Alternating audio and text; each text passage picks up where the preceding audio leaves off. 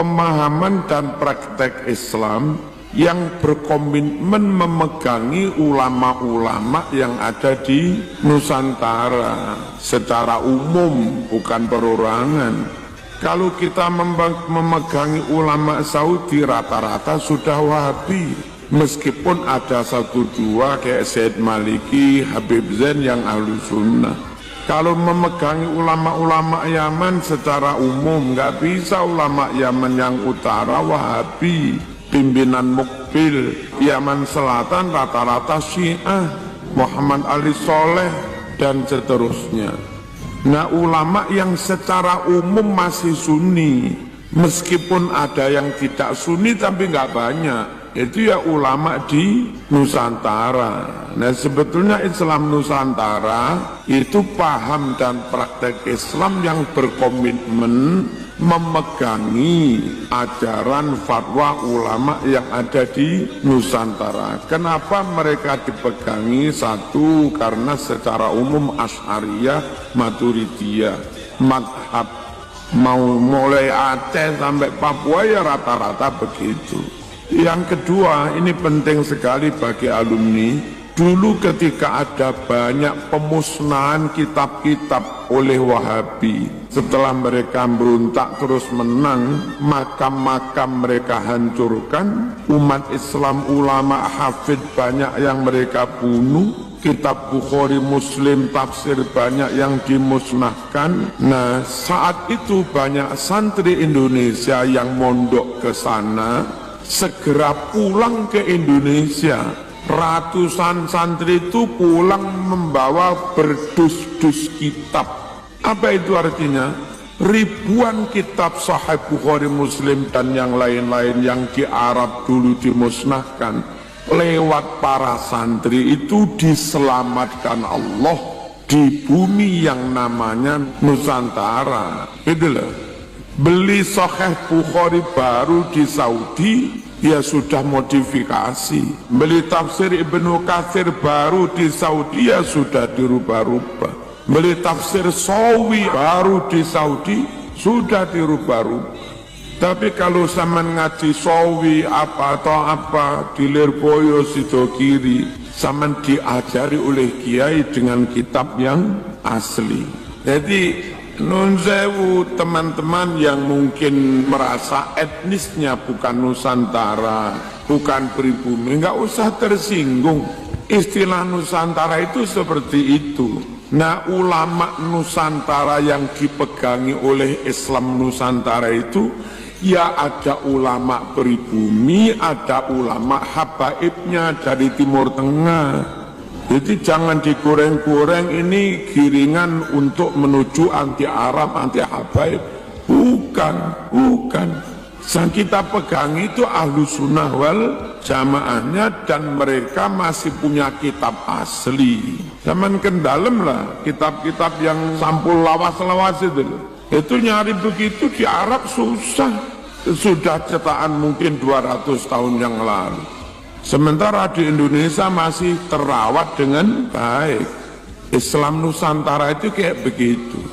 Ketika ditanya, Ustaz, kenapa Islam Nusantara? Saya balik bertanya, di mana ada ulama yang mengajarkan hormati cium tangan keturunan Rasulullah SAW? Ya ulama Indonesia. Guru-guru kiai ustadz Indonesia itu kepada muridnya mengajarkan itu keturunan Nabi, kau hormati, kau tabarukan, kau taklim, kau cium tangannya.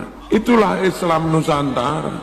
Nah, kalau enggak di sini terus pulang ke Arab, sopo sing ngambung tangannya. Di Islam Nusantara itu Islam yang mengajarkan menghormati keturunan Rasulullah.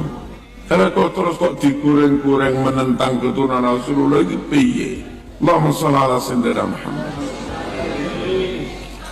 Terus Islam Nusantara itu Islam yang dalam membuat kebijakan sosial, ekonomi, berpolitik, berbangsa, bernegara itu lebih seret mengikuti kebijakan, arahan, guidance, bimbingan dari ulama-ulama ahlu sunnah wal jamaah baik pribumi maupun habaib, yang mereka memang sudah bertahun-tahun ada di Indonesia, hidup dengan suasana Indonesia, hidup dengan rasa Indonesia, dan tentu tahu problematika bangsa Indonesia, tahu heterogenitas permasalahan yang ada di Indonesia. Ulama yang kayak begitu itu kita jadikan rujukan, tempat bertanya dalam membuat kebijakan yang menyangkut politik negara, politik kebangsaan. Orang semacam Habib Lutfi, ya kan? Kalau dulu di Jakarta Habib Ali Kuitang dan seterusnya. Kenapa Islam Nusantara itu yang dalam membuat kebijakan ekonomi, politik, sosial, dakwah itu lebih sering mengikuti ulama yang sudah lama hidup di Indonesia, di Nusantara. Kenapa nggak harus ulama Mesir? Kenapa nggak harus ulama luar negeri? Satu, mungkin mereka Ahlus Sunnah Jamaah, Asy'ariyah sama, Maturidiyah sama, Syafi'iyah sama, tapi meskipun akidah podo, kalau nggak lama hidup di sini, mereka nggak tahu permasalahan bangsa, nggak tahu heterogenitas, nggak tahu ukuran sakit itu sampai kayak apa, sehingga dosisnya yang pas berapa. Nggak tahu orang ini lambene sapiro, sehingga nggak rujak lomboe piro itu nggak eruh. Jadi ketika untuk menentukan nasib bangsa, masalah politik pemerintahan, kita lebih seret ngikuti Habib Lutfi daripada Habib yang Mesir, podo-podo Habibe. Itu bukan konteksnya kita anti Habib Mesir, konteksnya Habib Lutfi Ahlu Sunnah plus dia tahu permasalahan bangsa. Lah kalau untuk itu saja pendapatnya harus ngimpor ulama Timur Tengah. Mereka tahu Asy'ariyah, mereka tahu kitab I'anah, tapi mereka nggak tahu Wagir, mereka nggak tahu Papua, nggak tahu Bali, nggak tahu Sampang. Kalau tahu-tahu mereka langsung dawonya harus diikuti, bla bla bla bla. Presiden ini yang pilih, mereka nggak tahu.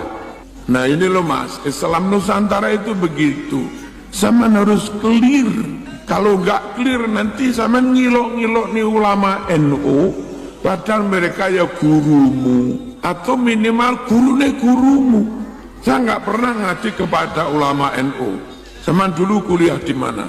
Kuliah di UIN. Di UIN diajar Pak Muzaki. Pak Muzaki muridnya Mbak Mas Duki. Pas ada kasus pengadilan Ahok sama Buniani, itu ada pihak yang ngotot menghadirkan saksi ahli dari Mesir, saksi ahli tentang tafsirnya nggak boleh berwalak pada orang non muslim. Maidah berapa itu yang sempat rame itu. Nah terus bukan kita nggak percaya tentang kealiman mereka. Ulama Mesir tentu tahu tafsirnya ayat itu, ulama Saudi Yaman tentu tahu tafsirnya ayat itu. Tapi apa mereka tahu konstelasi politik yang terjadi di Jakarta, dan bahwasanya sidang itu nanti menang atau kalah akan berdampak besar terhadap masalah perpolitikan. Wong ada Pak Quraish Shihab yang juga ahli tafsir, ada Gus Bahak yang juga ahli tafsir. Kenapa harus mendatangkan dari mereka?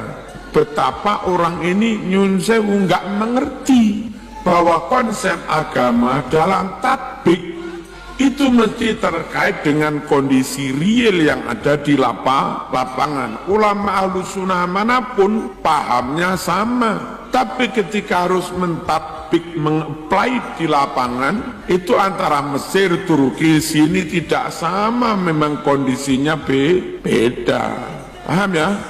Nah, jadi istilah Islam Nusantara itu seperti itu.